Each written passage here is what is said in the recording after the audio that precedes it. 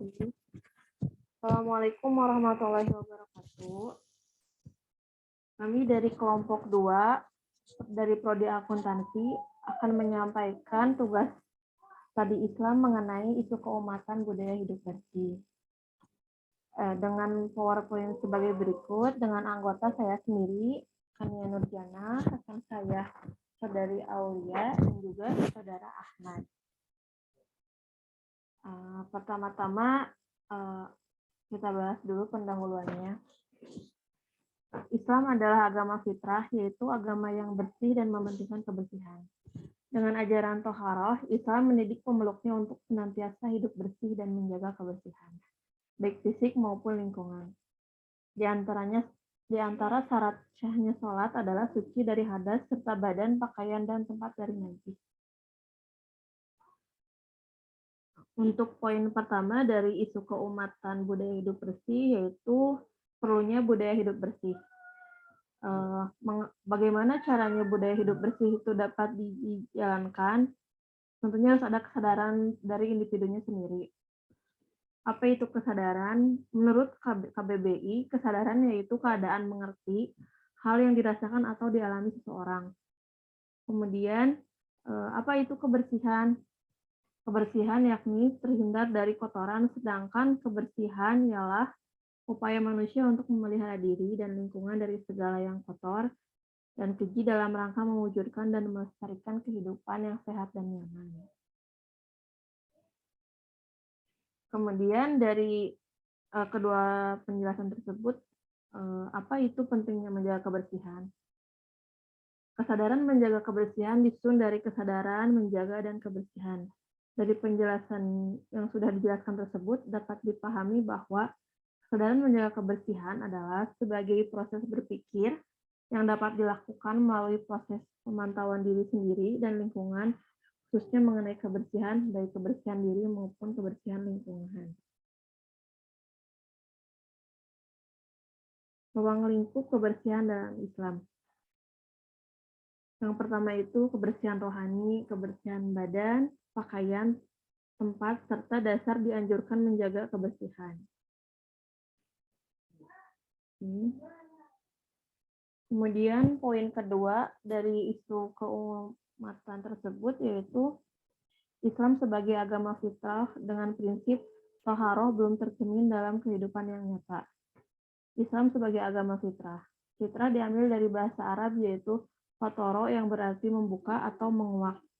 Dari akar kata yang sama, maka lahir kata fitrah yang berarti sifat atau pembawaan luhur sejak lahir.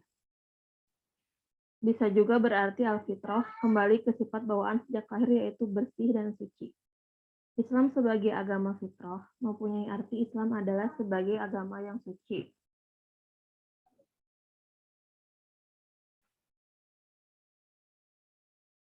Kemudian prinsip fitrah manusia dalam kehidupan. Ada dua prinsip fitrah manusia dalam kehidupan. Pertama, bersuci merupakan bentuk pengakuan Islam terhadap fitrah manusia.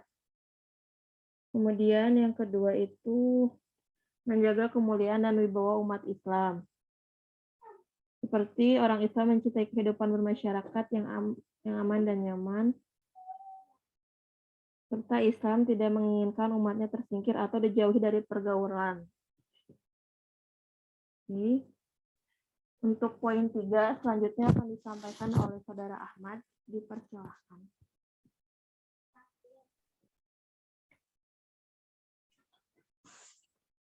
Poin 3.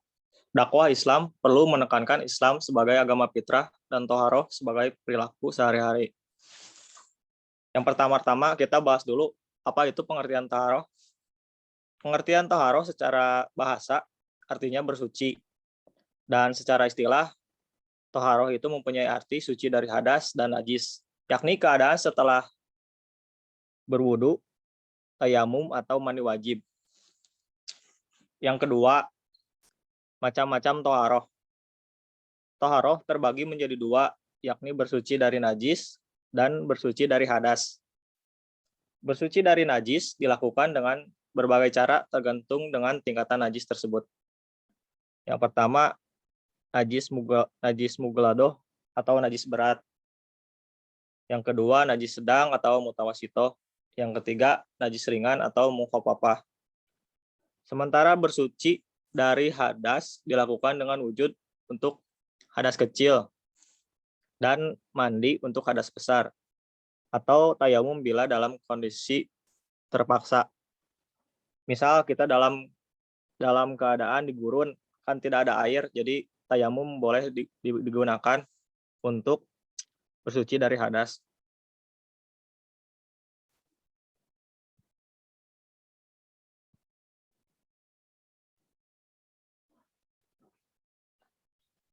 Poin ketiga dari dakwah Islam perlu menekankan Islam sebagai agama fitrah, yaitu alat-alat toharoh. Alat-alat toharoh ada 3. Yang pertama air. Air juga dibagi menjadi 3. Air suci yang pertama. Air suci yaitu air yang dapat mensucikan. Contohnya seperti air sumur, air sungai, air hujan, dan lain-lain. Yang kedua, air yang dapat mensucikan tapi makruh hukumnya, seperti air yang dijemur dari tempahan logam atau bukan emas.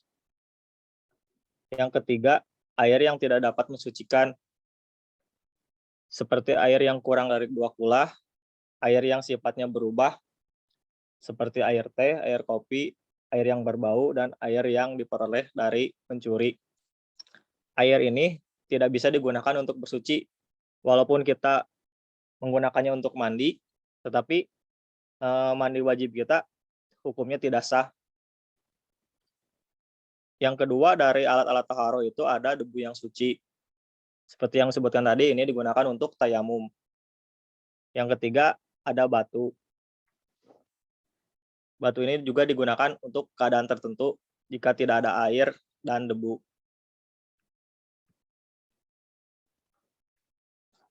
Masuk ke poin 4 ya. Larangan agama Islam berbuat fasad dan fahsya dengan mencemari lingkungan. Pengertian fasad. Fasad berasal dari kata fasada yasyidu, yapsudu, pasdan, fasadan, usudan. Fasad bermakna hilang atau rusaknya, gambaran dari sesuatu ketika fasad itu terjadi. Menurut Al-Qutubi, fasad berarti penyimpangan dari kelurusan atau kestabilan, yakni menjadi tidak stabilnya dan rusak. Sedangkan fahsya disebutkan dalam Al-Quran sebanyak 7 kali. Menurut Kamus Bahasa Al-Quran, al-fahsya terambil dari akar kata fuhusya, yang pada mulanya berarti melampaui batas dalam hal kekejian, baik itu ucapan maupun perbuatan.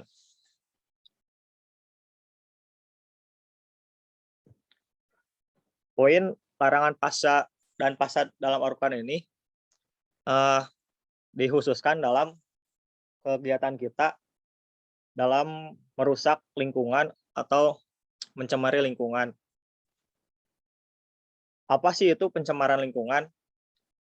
Pencemaran lingkungan yaitu kontaminasinya komponen fisik dan biologis dari sistem bumi atau atmosfer hingga mengganggu keseimbangan ekosistem lingkungan.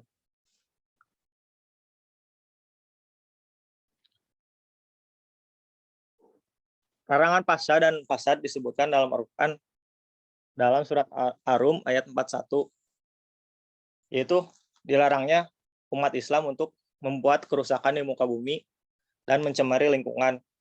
Untuk kita sebagai umat muslim, seharusnya kita tunduk dan patuh terhadap larangan tersebut. Karena bila kita melakukannya atau melanggarnya, sudah tentu ada balasan tertentu yang disebutkan dalam Al-Quran.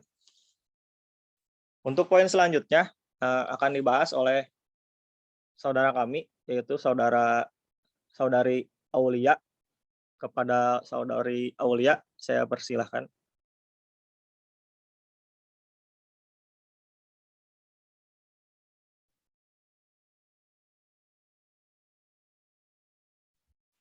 Poin kelima, teknologi pengolahan air perlu disiapkan oleh Muhammadiyah.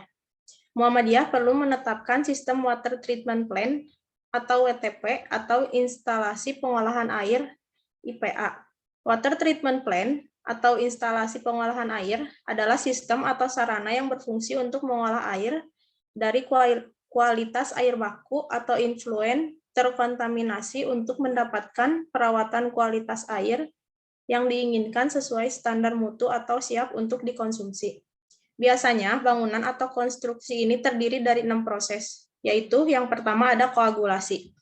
Pada proses koagulasi dalam water treatment plant atau instalasi pengolahan air, dilakukan proses destabilisasi partikel koloid karena pada dasarnya sumber air atau air baku biasanya berbentuk koloid dengan berbagai koloid yang terkandung di dalamnya. Tujuan dari proses ini adalah untuk memisahkan air dengan pengotor yang terlarut di dalamnya. Yang kedua ada flokulasi. Proses flokulasi pada water treatment plant atau instalasi pengolahan air bertujuan untuk membentuk dan memperbesar flok atau pengotor yang terendapkan. Yang ketiga ada sedimentasi. Proses sedimentasi menggunakan prinsip berat, jenis, dan proses sedimentasi dalam water treatment plant atau instalasi pengolahan air berfungsi untuk mengendapkan partikel-partikel koloid yang sudah didestabilisasi oleh proses sebelumnya, yaitu partikel koloid lebih besar beratnya, jenisnya daripada air. Yang keempat ada filtrasi. Dalam water treatment plant atau instalasi pengolahan air, proses filtrasi sesuai dengan namanya bertujuan untuk penyaringan. Dalam teknologi membran proses filtrasi, ada beberapa jenis, yaitu multimedia filter, UV atau ultrafiltration system, NF atau nanofiltration system, MF microfiltration system, RO reverse osmosis system. Yang kelima ada desinfeksi. Setelah melewati proses filtrasi dan air bersih dari pengotor, ada kemungkinan masih terdapat kuman dan bakteri yang hidup, sehingga diperlukan penambahan senyawa kimia dalam water treatment plant atau instalasi pengolahan air yang dapat mematikan kuman. Biasanya berupa penambahan klor, ozonisasi UV, pemanasan, dan lain-lain sebelum masuk ke konstruksi terakhir yaitu reservoir. Yang keenam ada reservoir. Konstruksi reservoir dalam water treatment plant atau instalasi pengolahan air berfungsi sebagai tempat penampungan sementara air bersih dalam didistribusikan. Dari materi yang tadi sudah kita bahas, kita menyimpulkan bahwa Islam adalah agama fitrah, yaitu agama yang bersih dan mementingkan kebersihan. Islam melarang manusia melakukan fasad dan fuhsy, yaitu berbuat kerusakan di muka bumi, antara lain mencemari air, tanah, dan udara. Dalam hubungan dengan hukum Islam, kebersihan dan keindahan lingkungan ini merupakan wujud nyata dari ajaran Toharoh. Di era globalisasi, sulit untuk mendapatkan air bersih, sehingga diperlukan metode pengolahan air bersih yang sesuai dengan teknologi yang ada.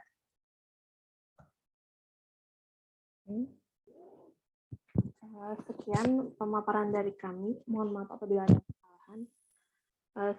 Kami ucapkan terima kasih. Wassalamualaikum warahmatullahi wabarakatuh.